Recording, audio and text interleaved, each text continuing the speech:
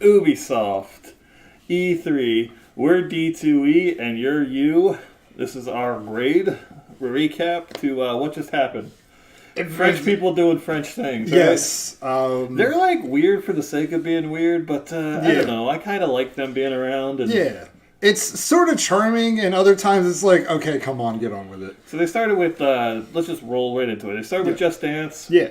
It is coming to every platform known to man, including the Nintendo Wii. That 2006 system is still getting games. Un-effing believable. I guess there's a market for it, because like, they wouldn't do it unless the previous version sold well on Wii, right? Yeah. Alright, so... that's where the panda came from. Yeah, there was a Panda Man, and there was Fifth Element-looking dancers. Yeah, they fucking... I mean, Luc Besson is French, and all French people are the same creatively, I guess. Good point. You can quote me on that. Put that text up on there. Then Joseph Gordon-Levitt came out and hung out with the Beyond Good and Evil people, and they showed off a trailer. Yes! This game looks nothing like Beyond Good and Evil 1. Yeah. It's also a prequel. Yeah. It looks like a completely different genre, different scope, different gameplay, different everything. So I don't know if it's for fans of the original, but it's a neat looking product. It looks good. I want to play it. And if it's in that universe, I love that universe. I love the plot of Beyond Good and Evil. I would love to see like you get like young Jade whipping ass at the beginning of the story. So fucking I want to know where that goes. It sounds cool. But it kind of set off Ubisoft's theme of help us make the game. Yes. Submit assets, music, content, so we can put it in our game. Yeah. Kind of cool, kind of weird, kind of lame. I don't know. It's like a little bit of everything. Yeah, it's just like, maybe you want it so bad, you fucking do it. You make Beyond Good and Evil. But it's only been 15 years, yeah. so... Yeah, whatever. Speaking of old things, Jesus. Tom Clancy's Rainbow Six Siege. Yes. It's Tom Clancy. It's Rainbow Six. Esports. There's a documentary on the esports. We know nothing about it. We're not esports people. But... Then a large man in a ridiculous outfit. Yes. Evel Knievel style, drove a motorcycle through an auditorium. Yes. Walked on stage, awkwardly walked over to a TV, and purposely fell into it like a bad Chris Farley impression. I mean, I liked the Finnish Chris Farley. He was all right. Yeah, creative director of Trials, new Trials game, Trials Rising, coming to everything, including the Switch. Cute little trailer. It is what it is. Yeah, it's Trials. Professor Fat Shady came out and made poor bad jokes, and that's where we are. So, rolling along. Tom Clancy's The Division 2. We saw it before. We see it again. We probably see it again tonight. Yeah. It's people. Bad times in DC. Yeah. Tattered flags everywhere. Yeah. Symbolism. Yeah. Like between that and like. What was the other game that featured tattered flags in it? I know Far Cry 5 did it pre-show, but you're thinking maybe Dying Light? Yeah. Hint about it? Like, a lot of these game developers seem to need the image of a flag in tatters to get off these days. I don't know what it is, but like... America is falling. Crumbling. Yeah. Yeah. And it's up to you to save the course of history. Yeah, but that guy was... Like, here's the thing, though. It's like, we have a plan in case something bad happens in D.C. Oh, yeah? Yeah. They just moved the capital. Oh. That's the thing. They did it before, because it was in, like, New York, and then it was in Philadelphia, and then it was in D.C. Just move it back up to Philly or New York. Move it down to Mar-a-Lago. All right. So then Grant Kirkhope came on stage. The man himself. To conduct awesome Donkey Kong country music. The John Williams of... The Hans Zimmer of... The Danny Elfman of video games. Not bad. So it's my favorite kind of country music, Donkey Kong. Yes. And they showed a cool trailer for the upcoming DLC. Comes out later this month. Play as Donkey Kong and Mario plus Rabbids Kingdom Battle. Fun game. I'm looking forward to it. I love that game. I see that later this 100%ed June. it, and then there's more DLC and 100% of that, and I just keep playing it. Yeah, So yeah. it's been a few months. I'm ready to come back. Donkey Kong looks cool. Yes. Which is a weird thing for me to say. Then Skull and Bones. Yes. It's a pirate game. It looks neat, but it's not a game I will ever play.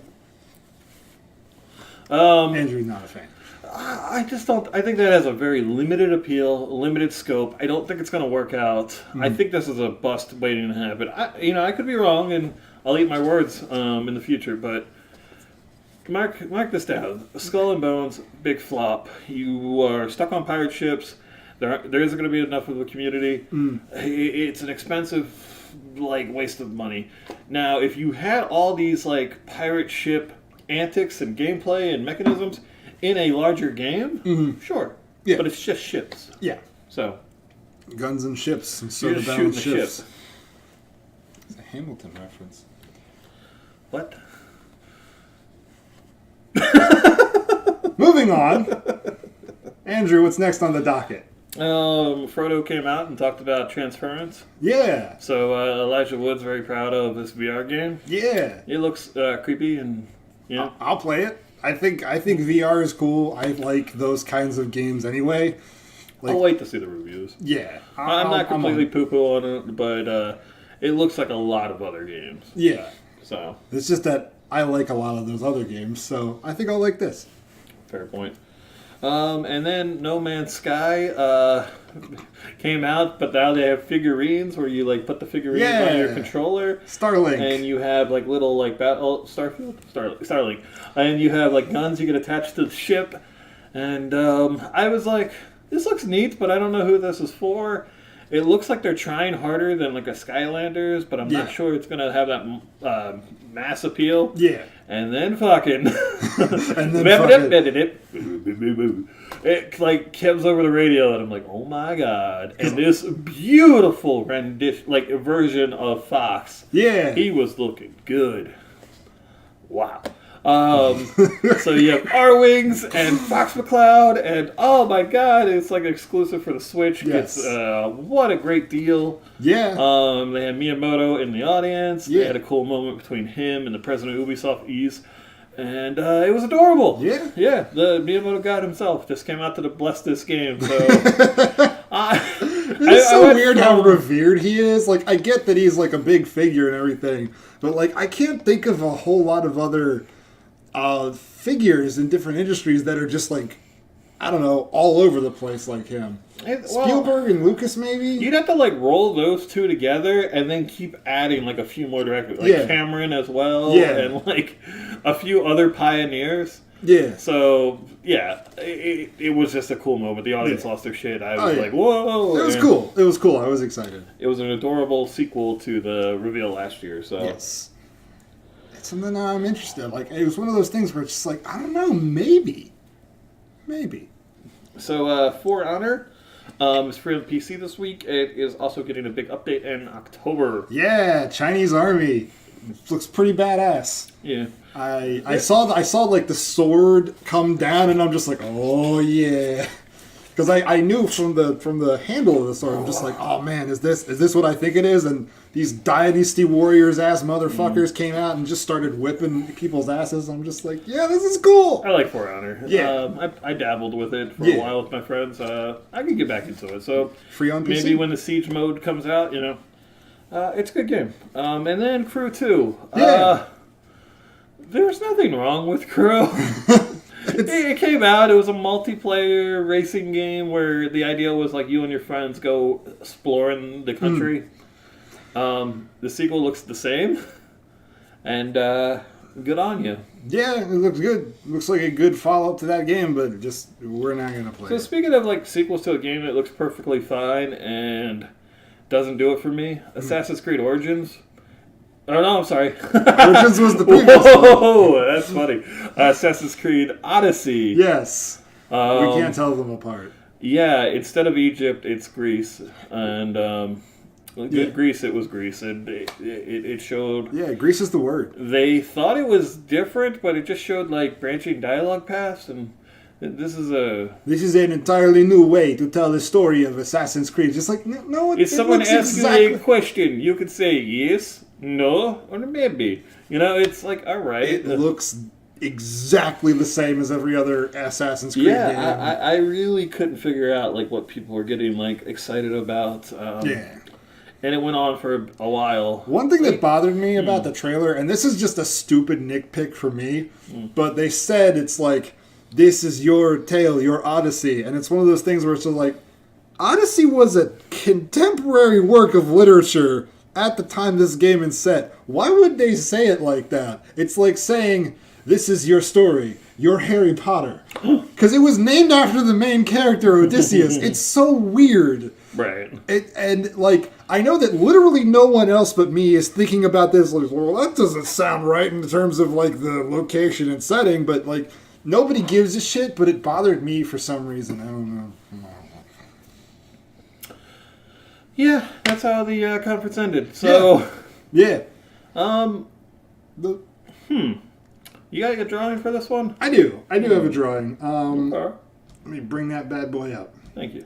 So, I only cared about a few things in this conference. So, I just drew the monkey guy, I forget his name, from BG&E 2. Yeah, I don't know his name either. Enjoying riding an R-Wing overlooking DK Island from Donkey Kong 64, and the DK Island also has rabbit ears. That is very adorable. Yeah. I love your DK Island. Yes. Yeah, that's pretty much it. I maybe Trials a little bit I was interested in, but otherwise you pretty much nailed the games I'm most into. So yeah, it's weird. Like, we are such Nintendo fanboys. So, nice drawing, Dustin. Good job. Thank you. Ubisoft, grade time. Woo-woo-woo. Yes. B? Yeah, I could say B. Just B? Yeah, it had some good moments for sure. It had a lot of stuff that we weren't interested in, but a lot of stuff other people would be interested in. Nothing like that new or groundbreaking. Yeah. Some cool updates, a couple good moments. An hour and 40 minutes, so yeah. Yeah, it was long, but it certainly didn't feel as long as EA's as you know we as gave we like that. to say every episode of this. Oh my god! So I think we're gonna wrap this up. It was a B. Mm-hmm. We got one more to do today, and that is Sony. Yeah. All right, see you Get then. rid of this panda.